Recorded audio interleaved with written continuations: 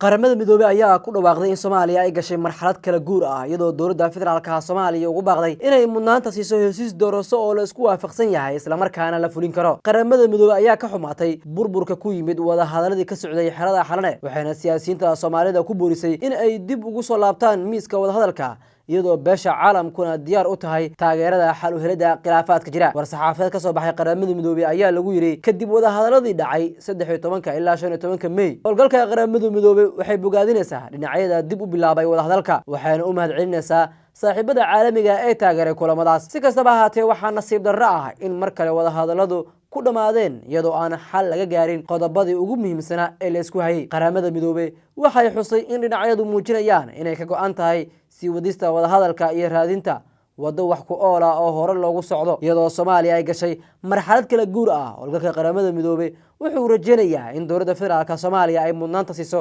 wada tashi la yeesho dhammaan daneeyayaasha si loo helo hannaan doorasho oo mideeyo kara shacabka isla markaana la fuli karo. Qaramada midoobay ayaa sidoo kale Soomaalida ugu baaqaysa in ay iska kaashadaan wax ka qabashada xaaladaha bini'aadanimo ee adag iyo khatarta joogtada ah ee argagixisada. Howlgalka qaramada midoobay wuxuu ku baaqaysaa isxakameyn waxay mar kale cadeynaysaa diyaar garowgeeda ay kula shaqeynayso saaxiibada caalamiga ah dadaalada lagu xalinayo kala qaybsanaanta siyaasiyiinta Soomaalida.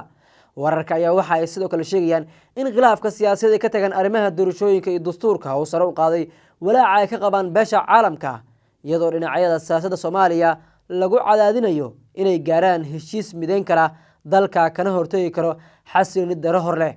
Qaramada midoobay ayaa carabka ku adkeysay in wada hadal dhab ah iyo tanaasul siyaasadeed ay yihiin wadada kaliya ee lagu gaari karo doorasho loo dhan yahay iyo xasilooni siyaasadeed oo waarta.